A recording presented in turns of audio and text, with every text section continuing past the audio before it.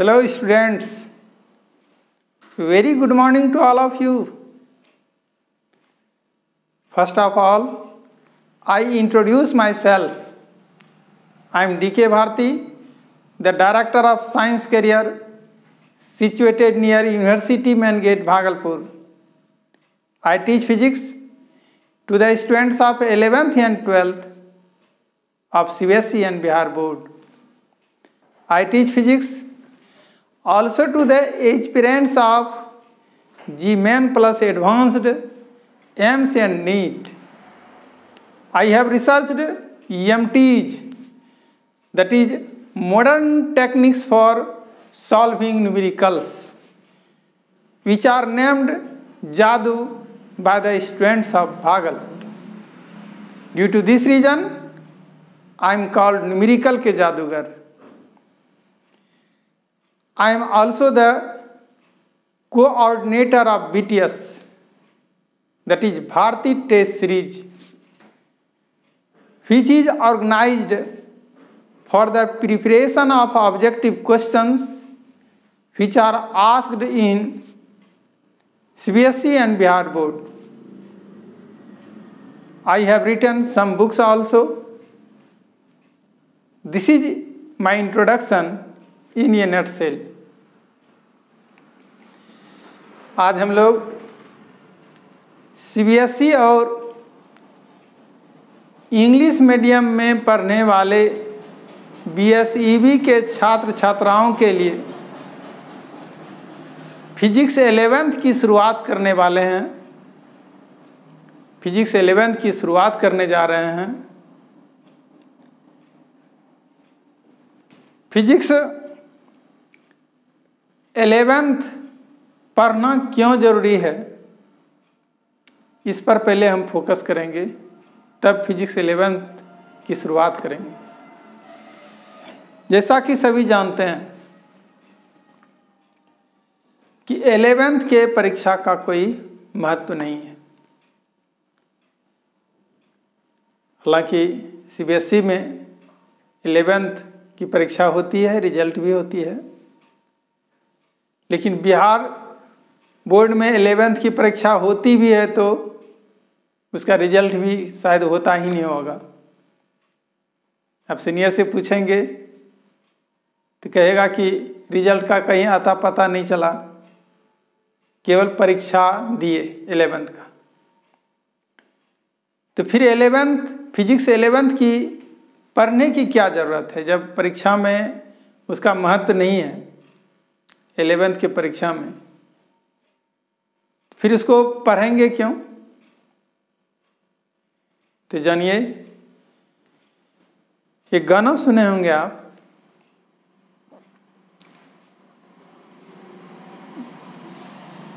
जीवन है चलने का नाम, चलते रहो सुबह शाम। जब जीवन चलने का ही नाम है तो प्रश्न उठता है कि हम लोगों को चलना कहाँ है, और जहाँ जाना है उसका नाम है लक्ष्य, उसका नाम है गोल, डेस्टिनेशन। तो जहाँ जाना है उसको डेस्टिनेशन कहेंगे, लक्ष्य कहेंगे, उद्देश्य कहेंगे। तो फिर 11th के फिजिक्स पढ़ने का भी उद्देश्य होना चाहिए। और ये यदि केवल यह उद्देश्य बनाते हैं कि परीक्षा के दृष्टिकोण से कि 11th के परीक्षा देना है इसीलिए 11th के फिजिक्स को पढ़ना जरूरी है, तो फिर ये कोई सार्थक सोच नहीं होगा। जैसा पहले कह चुके हैं कि 11th की परीक्षा का बहुत ज़्यादा महत्व नहीं है।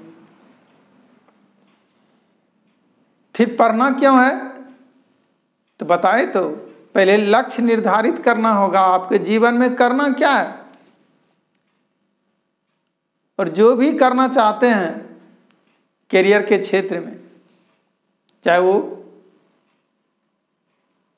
निम्नतम एग्जाम, नीचे वाला एग्जाम लीजिए, आप कॉम्पिटिटिव एग्जाम की बात करेंगे, पैरामेडिकल लीजिए, पॉलिटेक्निक लीजिए, हायर एग्जाम की बात करें, जो इंटर लेवल की होती है, जीमेन प्लस एडवांस, एम्स या नीट, इसकी बात करें तो सब में फिजिक्स 11th से 50 to 60% क्वेश्चन पूछा जाता है। अब सोच सकते हैं कि आप कोई भी एग्जाम दीजिए, बताए तो नीचे से लेकर ऊपर बीच में जो भी एग्जाम होती है, सारे कॉम्पिटिटिव एग्जाम की बात करेंगे, सब में यदि साइंस से क्वेश्चन आता है तो 11 से मैक्सिमम क्वेश्चन आता है। और पढ़ने का उद्देश्य ही है कि अपने गोल को, अपने जीवन में जो गोल बनाया है, जो सपना देखे हैं, उसको साकार करना। और साकार करने के लिए 50 to 60% बहुत मायने रखता है। तो हम लोग फिजिक्स 11th की शुरुआत करेंगे तो लक्ष्य को देखते हुए, आपका चाहे जो भी लक्ष्य हो, सारे लक्ष्य को ध्यान में रखते हुए हम 11th के फिजिक्स की शुरुआत करेंगे। और आप जिस भी एरिया से बिलोंग करते हो, रूरल एरिया, अर्बन एरिया, जो भी हो, उससे मतलब नहीं है। आप कहीं भी रहिए, आप लक्ष्य निर्धारित कीजिए, और लक्ष्य यदि निर्धारित करते हैं और वो लक्ष्य की ओर एक मजबूत कदम, एक सार्थक कदम उठाते हैं, तो फिर आपको उस लक्ष्य की प्राप्ति होगी, उस गोल को आप प्राप्त करने में सक्षम होंगे। कहा भी जाता है, कोई भी लक्ष्य बड़ा नहीं, जीता वही जो डरा नहीं। इसलिए आप कहीं भी रहिए, रूरल एरिया में, अर्बन एरिया में, जहाँ भी रहना है, जहाँ भी रह रहे हैं, आप लक्ष्य को निर्धारित कीजिए, बड़ा या छोटा जो भी हो। बड़ा छोटा होता ही नहीं, अभी बोले हम, कोई भी लक्ष्य बड़ा नहीं, जीता वही जो डरा नहीं। तो आपको जीतने के लिए डरना नहीं है, बल्कि आपको मजबूत कदम के साथ उस राह पर चलना है, उस रास्ते से चलना है जो रास्ता आपके मंजिल की ओर जाती है। कहा भी गया है, मंजिलें उन्हीं को मिलती है जिनके सपनों में जान होती है, पंख से कुछ नहीं होता, हौसलों से उड़ान होती है। तो आपका हौसला बुलंद रहेगा तो निश्चित रूप से आपका सपना साकार होगा।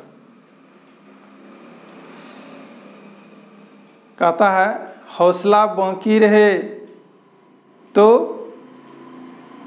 राहें कभी बंद नहीं होती।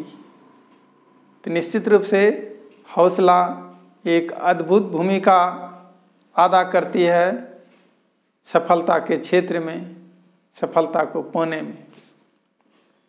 और इन सबों से बढ़कर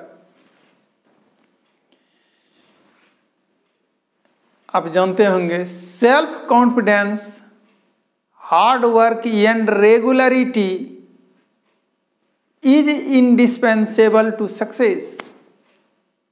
self confidence, hard work and regularity, स्पष्ट है। सेल्फ कॉन्फिडेंस आत्मविश्वास, हार्ड वर्क कठिन परिश्रम, एंड रेगुलरिटी और नियमितता क्या है?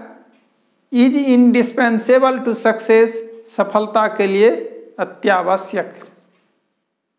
तो बताइए सेल्फ कॉन्फिडेंस कैसे होगा? जब आप कठिन परिश्रम करेंगे और नियमित रूप से करेंगे। ऐसा नहीं कि आज 8 घंटा 12 घंटा पढ़ लिए 2 दिन तक सोए हुए हैं, नहीं होगा। लगातार कठिन परिश्रम करना होगा, तब सेल्फ कॉन्फिडेंस डेवलप होगा। और जिसको सेल्फ कॉन्फिडेंस डेवलप होगा, सेल्फ कॉन्फिडेंस डेवलप हो जाएगा, उसको मंजिल तक जाने में कोई रोक नहीं सकता। और इसके लिए प्लानिंग करना होगा, योजना बनाना होगा। कहा भी गया है success depends on the well planned preparation. Repeat करना चाहेंगे, success depends on the well planned preparation, यानी सफलता सुनिश्चित योजना के तहत तैयारी पर निर्भर करता है। आपको अभी से योजना बनानी होगी कि लक्ष्य की ओर हमको कैसे जाना है। जो भी लक्ष्य आप निर्धारित किए हैं, इंजीनियरिंग, मेडिकल, डिफेंस, किसी भी क्षेत्र में आप लक्ष्य निर्धारित किए हैं, तो फिर उस लक्ष्य की ओर जाने के लिए आपको मजबूत कदम उठाना पड़ेगा, कॉन्फिडेंस के साथ कदम रखना होगा उस रास्ते पर, तभी आपको मंजिल मिल पाएगी। तो चलिए हम लोग शुरुआत करते हैं फिजिक्स फॉर 11th।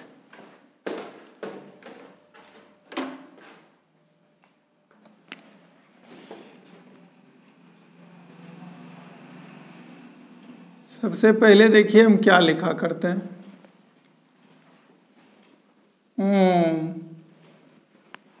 आइए इसके नीचे क्या लिखते हैं।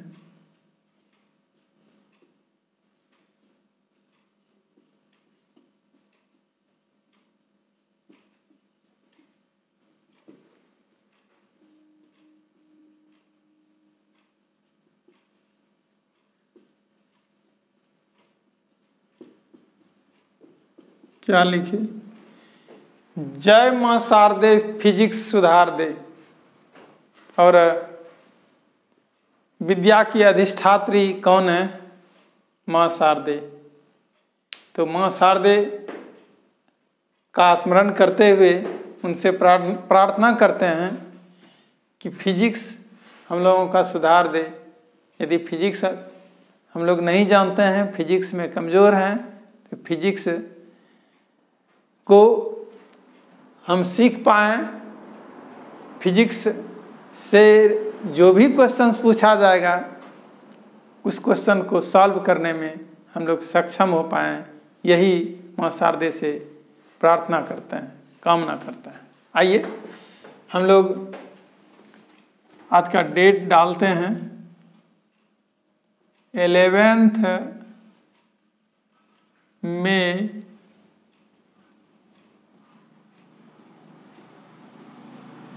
2021।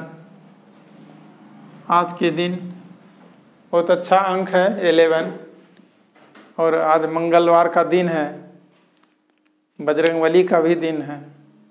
तो बहुत शुभ दिन में हम लोग शुरुआत करने जा रहे हैं फिजिक्स 11th का, और आशा करते हैं आप लगातार क्लास करेंगे 11th का, और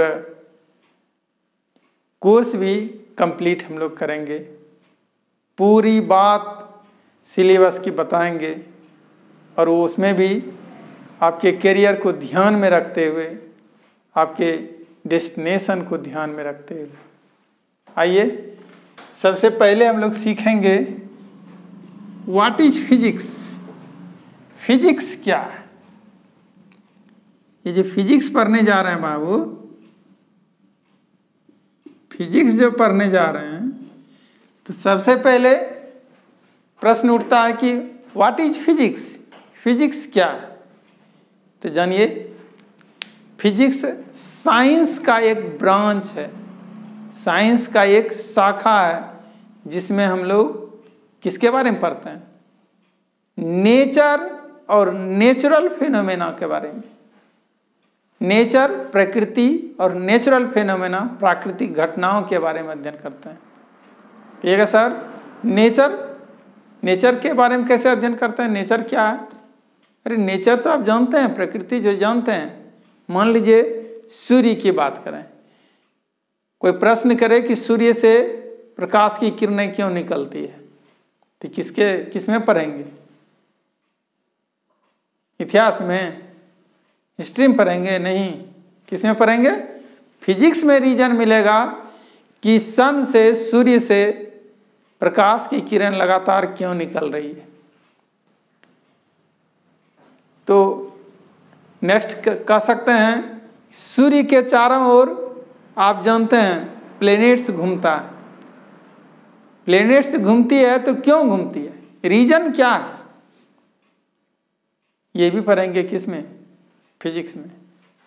और नेचुरल फेनोमेना की बात है, प्राकृतिक घटनाओं की बात करें तो आकाश में आप देखे होंगे वर्षा के दिनों में इंद्रधनुष बना हुआ जिसको कहते हैं रेनबो, रेनबो बना हुआ देखे होंगे, कभी एक ही कभी डबल रेनबो बना हुआ एक साथ। एक बहुत चमकीला होगा, एक थोड़ा सा एक ऊपर में जो होगा वो फेंट होगा, धुंधला होगा। तो बताइए वो प्राकृतिक घटना है कि नहीं, नेचुरल फेनोमेना है कि नहीं? कहेगा बिल्कुल है सर, नेचुरल फेनोमेना है। हम अभी चाहेंगे अभी घटना वो प्राकृतिक घटना घट जाए, नहीं होगा। वो हम अभी घटाना चाहेंगे, नहीं होगा। वो प्राकृतिक घटना है। प्रकृति में जब किसी खास रीजन के साथ जब बताएंगे हम कि आखिर रेनबो बनता क्यों है, किस कंडीशन में बनता है, उस कंडीशन को फुलफिल करेगा तभी वो रेनबो बनेगा। ये तो प्राकृतिक घटना है, प्रकृति में उस तरह का कंडीशन फुलफिल होता है तब रेनबो बनता है। इसी तरह का प्राकृतिक घटना हम लोगों के जीवन में भरा हुआ है। जो भी हम लोग साइंस के क्षेत्र में रिसर्च करते हैं तो फिर वो प्राकृतिक घटनाओं का सहारा लेकर ही करते हैं। आपको क्या लगता है कि पंखा यदि घूमती है तो पंखा क्या केमिस्ट्री को पढ़ने से पंखा क्यों घूमती है ये जान पाएंगे क्या? पंखा का जो रिसर्च हुआ, पंखा जो हम लोग पंखा का प्रैक्टिकल लाइफ में यूज करते हैं, उसमें भी प्राकृतिक घटनाओं के आधार पर ही उसको बनाया गया है। प्राकृतिक घटना का हम लोग स्टडी किए, उसका एप्लीकेशन उसमें है जिसको डिटेल हम लोग पढ़ेंगे क्लास 12th में। तो चलिए हम लोग लिखें what is physics.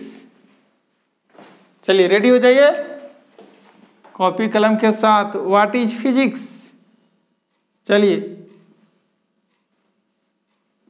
Physics is the branch of science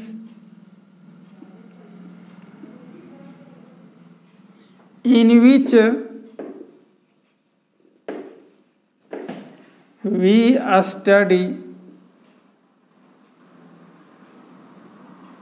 about nature and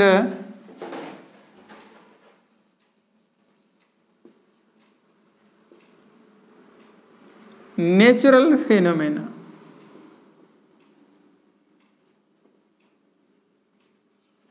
nature and natural phenomena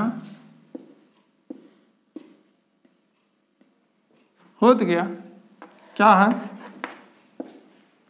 physics is the branch of science. Physics science की वह शाखा है इन विच वी स्टडी, जिसमें हम लोग अध्ययन करते हैं किसके बारे में? About nature and natural phenomena, प्रकृति और प्राकृतिक घटनाओं के बारे में अध्ययन करते हैं। किसी तरह आप लिख सकते हैं, ऐसे भी लिख सकते हैं the branch of science in which we study about nature and natural phenomena is called physics. जैसे भी दीजिए उस भाषा में, यदि इज कॉल्ड की भाषा में लिखना चाहते हैं तो लिख सकते हैं the branch of science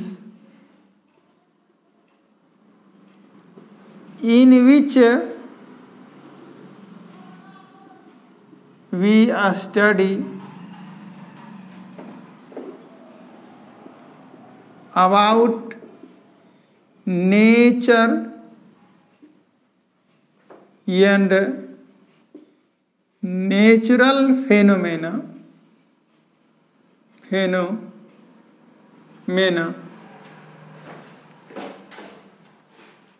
is called physics. चलिए, जो बिहार बोर्ड के लड़के हैं जानिए जी, नेचर मीन्स क्या होता है? प्रकृति। नेचुरल फिनोमेना मतलब होता है प्राकृतिक घटनाएं। प्राकृतिक घटनाएं, ये प्लुरल है किसका? फेनोमेनन का। फेनोमेनन से बना है फेनोमेना। आइए हम लोग जानेंगे अब language of physics.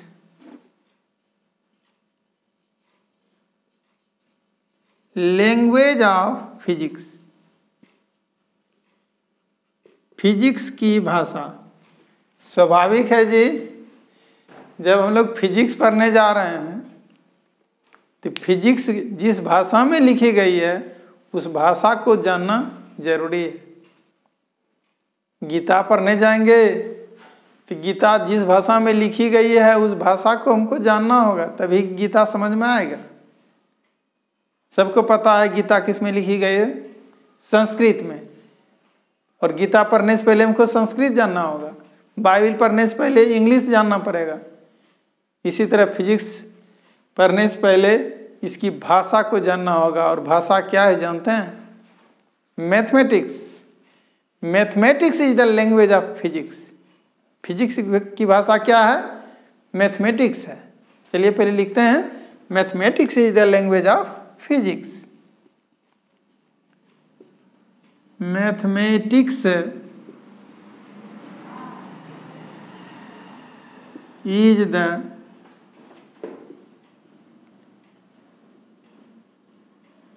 Language of physics. Physics की भाषा क्या है? मैथमेटिक्स है। कहिएगा सर हम तो बायो के स्टूडेंट हैं सर, हमको तो मेडिकल का तैयारी करना है, तो फिर फिजिक्स कैसे समझेंगे?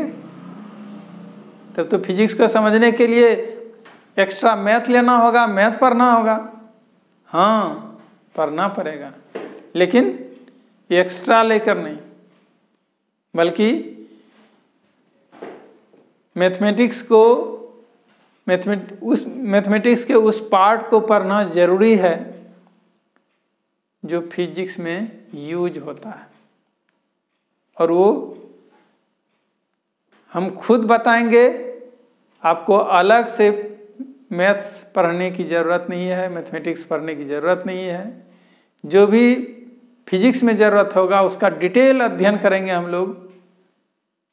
जिस पार्ट का, मैथ का जो पार्ट यूज होगा फिजिक्स में, आपको भी पता नहीं होगा। इंटीग्रेशन वगैरह जानते हैं ना आप?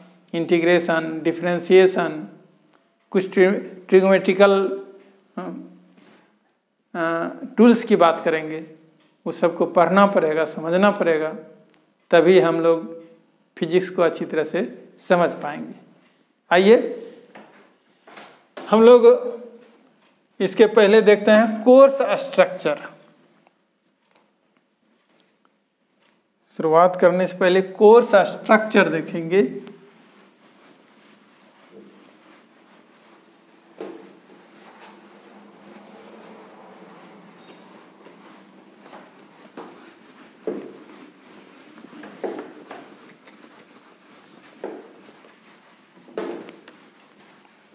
आइए, course structure.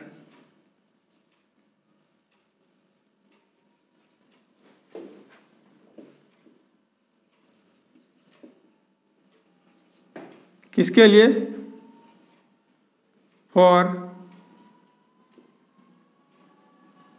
Physics 11th। Physics 11th का कोर्स स्ट्रक्चर क्या होगा जानिए आप। ये 100 मार्क्स का आपका होगा। आपके एग्जाम की बात करें उसमें 100 मार्क्स का फिजिक्स 11th होगा और उसका 2 पार्ट में इसको बांटा गया है। एक थ्योरी जो 70 मार्क्स का होता है और दूसरा प्रैक्टिकल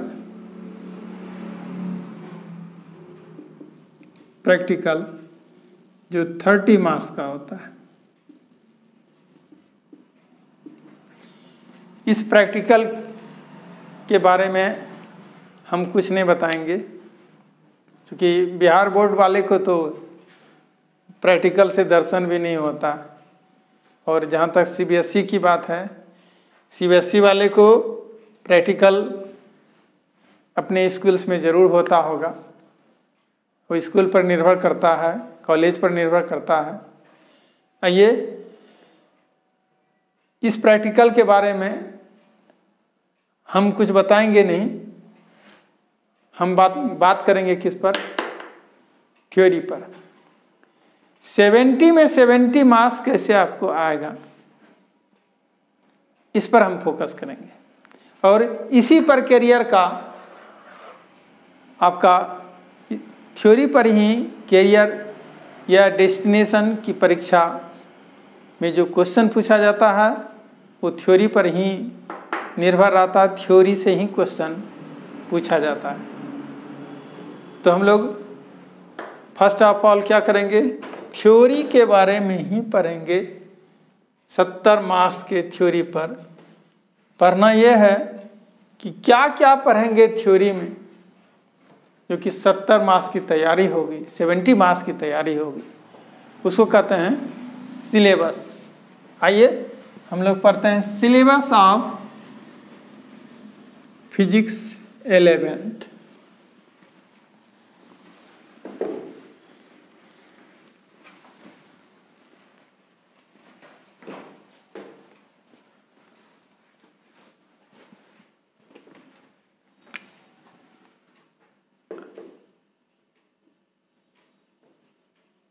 सिलेबस फॉर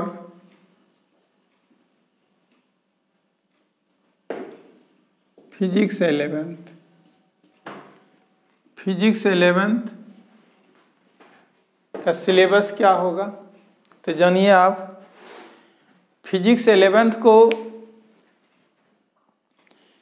10 पार्ट में बांटा गया है और प्रत्येक पार्ट का नाम रखा गया है यूनिट। इस प्रकार कितना हो गया, 10 पार्ट मतलब 10 यूनिट हम लोगों को पढ़ना है, 10 यूनिट पढ़ना है, 10 यूनिट्स। चलिए हम लोग देखते हैं सिलेबस क्या क्या पढ़ना है। और हम लोग सबसे पहले लिखेंगे यहाँ यूनिट और फिर क्या लिखना है, चैप्टर्स नेम, चैप्टर्स नेम। और यहाँ आप मार्क्स लिख सकते हैं, वेटेज लिख सकते हैं, मार्क्स वेटेज भी बोलते हैं।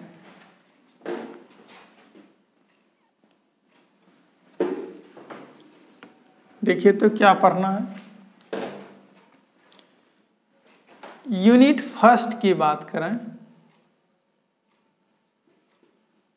यूनिट फर्स्ट में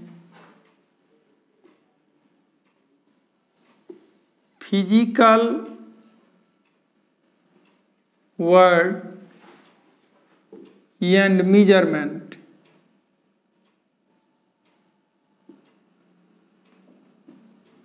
फिजिकल वर्ड एंड मेजरमेंट कितना मार्क्स का होगा, 3 मार्क्स का। और यूनिट सेकंड की बात करें, ये काइनेमेटिक्स है, काइनेमेटिक्स 10 मार्क्स पूछा जाता है इससे। और unit third laws of motion. Laws of motion ये भी 10 मार्क्स का। और यूनिट 4 की बात करें, work power and unit, work power and energy. Work power and energy से 6 मार्क्स का क्वेश्चन आता है। और यूनिट 5 की बात करें तो मोशन ऑफ ये system of particles and rigid body, rigid body and rigid body दीजिए, एंड रिजिड बॉडी। ये कितना मार्क्स का? ये भी 6 मार्क्स का। और यूनिट 6 की बात करें, ये ग्रेविटेशन, ग्रेविटेशन, ग्रेविटेशन सिर्फ 5 मार्क्स का पूछा जाता है। ग्रेविटेशन। और यूनिट 7 की बात करेंगे, properties of, properties of, properties of bulk matter, properties of bulk matter. ये कितना मार्क्स का होगा? ये 10 मार्क्स का होगा। और फिर नेक्स्ट यूनिट 8 की बात करेंगे। और ये यूनिट 8 होगा आपका heat and thermodynamics, heat and thermodynamics.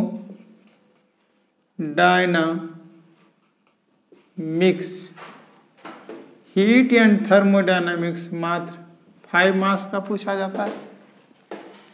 Next देखेंगे यूनिट 9, यह है बिहेवियर ऑफ, बिहेवियर ऑफ ये perfect gas, perfect gas and kinetic theory of gases, kinetic theory of gases. और ये कितना मार्क्स का? ये 5 मार्क्स का ही होगा। और यूनिट 10 और लास्ट है ये क्या है? Oscillations, oscillations and waves, oscillations and waves. ये 10 मार्क्स होगा। और आप इसको जोड़ लीजिए। अब जोड़ने के बाद पता चलेगा आपको टोटल मार्क्स कितना हो गया। जोड़िए, 70 हो जाएगा टोटल मार्क्स। टोटल मार्क्स कितना होगा? ये 70 होगा, 70 होगा। चलिए, ये सिलेबस है आपका। इतना जिस दिन ये पूरा पढ़ लेंगे आपका 11th का फिजिक्स पूरी तरह कंप्लीट हो जाएगा। और पहले बता चुके हैं 11th के फिजिक्स का आपके करियर बनाने में इसका क्या भूमिका होगी, इसका क्या इम्पोर्टेंस होगा कॉम्पिटिटिव एग्ज़ाम में, पहले ही बता चुके हैं। और काफ़ी इंटरेस्टिंग है, जब आप पढ़ेंगे तो फिजिक्स में खो सकते हैं, यदि ध्यान से पढ़ेंगे तो नशा आ जाएगा फिजिक्स में। आइए देखते हैं, हम लोग बात करेंगे। देखिए तो क्या लिखा हुआ है, physical word and measurement. Physical word and measurement ये यूनिट फर्स्ट है, और इस चैप्टर में 11th ही नहीं बल्कि पूरे फिजिक्स की बात करेंगे। 11th और 12th की बात करेंगे। पूरे फिजिक्स को समाहित कर दिया गया है, इंक्लूड कर दिया गया है। ये क्या इंक्लूड किया है सर? अरे जितने भी फिजिकल क्वांटिटीज हैं 11th में 12th में, उस सब को इसमें इस चैप्टर में फिजिकल क्वांटिटी का नाम रख दिया गया है। और वो रख करके क्या किया है, उसका यूनिट्स निकालने के लिए देता है, डायमेंशन निकालने के लिए देता है। तो बताओ जी, जिस फिजिकल क्वांटिटी को 12th में पढ़ना है, उसका इसी में कह रहा है कि यूनिट्स और डायमेंशन निकालिए, जिस फिजिकल क्वांटिटी के बारे में कुछ जानते ही नहीं। एज पर एग्जाम्पल, यदि हम ये क्वेश्चन करें कि दशरथ के बेटे का नाम क्या है जी, उनके पोते का नाम क्या है जी, तो बहुत स्टूडेंट जवाब दे सकते हैं बिना क्वेश्चन किए कि सर दशरथ के बेटे का नाम राम है सर, और उनके पोते का नाम लव और कुश। लेकिन यदि हम दशरथ नहीं कह करके हम कुछ ऐसा क्वेश्चन करें, बताओ जी माधव के बेटा का नाम क्या है, पोता का नाम क्या है, तो तुरंत क्वेश्चन आप करेंगे सर कौन सा माधव, किस गांव का माधव सर, मेरे गांव में तो माधव नहीं है, या मेरे गांव में तो 2-3 माधव है सर, किस माधव की बात कर रहे हैं? बताइए, जब माधव के बारे में कोई जानकारी आपको नहीं हो और उसके बेटे और पोते की बात करें, तो बताइए कैसा लगेगा आपको? जस्ट उसी तरह से बात करेंगे हम कि जिस फिजिकल क्वांटिटी के बारे में कोई जानकारी नहीं है, उस फिजिकल क्वांटिटी का यूनिट निकालना, डायमेंशन निकालना, इसका क्या मतलब हुआ जी? तो रटना हो जाएगा। और जानो फिजिक्स हम रटाते नहीं हैं, कोई भी टीचर फिजिक्स नहीं रटाएंगे, फिजिक्स रटने की बात ही नहीं है। और यदि रटने का सब्जेक्ट होता तो रट करके कोई साइंटिस्ट नहीं बनता, रट करके चंद्रमा पर नहीं कोई जाता है, रट करके नया आविष्कार नहीं होता है, बल्कि इसको समझने का विषय है, समझना पड़ता है। और हम रटने वाले चैप्टर से शुरुआत करते ही नहीं हैं। समझ में आ गया होगा कि हम फिजिकल वर्ड यानी मेजरमेंट से फिजिक्स की शुरुआत नहीं करेंगे, क्योंकि ये फिजिक्स तो काफ़ी इंटरेस्टिंग सब्जेक्ट है जी। और शुरुआत करेंगे फिजिकल वर्ड यानी मेजरमेंट से तो आपका इंटरेस्ट घट जाएगा, याद करना पड़ेगा। तो हम ऐसा नहीं कभी चाहेंगे कि आपको फिजिक्स में कम इंटरेस्ट आए। फिजिक्स में तो सिनेमा से भी अधिक इंटरेस्ट आता है जी, सीरियल से भी अधिक इंटरेस्ट आता है। आप रेगुलर क्लास करके देखिए, जैसे मन उब जाता है तो क्या करते हैं, सिनेमा देखने लगते हैं, सीरियल देखने लगते हैं। उसी तरह और सब्जेक्ट से जब मन उब जाएगा तो हमको आशा ही नहीं, विश्वास है कि आप फिजिक्स पढ़ना शुरू कर देंगे। सारे सब्जेक्ट से मन उब गया, फिजिक्स पढ़ना शुरू कर दिए। इतना इंटरेस्टिंग सब्जेक्ट, सिनेमा और सीरियल से भी बढ़कर। तो इतना इंटरेस्टिंग सब्जेक्ट को हम रटने से शुरुआत नहीं करेंगे। और पहले बोल चुके हैं, जब परीक्षा 11th में होती नहीं है, होती है तो उस परीक्षा का महत्व तो नहीं है। तो कोई परीक्षा कल ही नहीं होने जा रही है, 2 दिन बाद ही नहीं होने जा रही है, जो कि फर्स्ट में इसी को पढ़ना जरूरी है। हम इसको पढ़ेंगे तो बाद में पढ़ेंगे।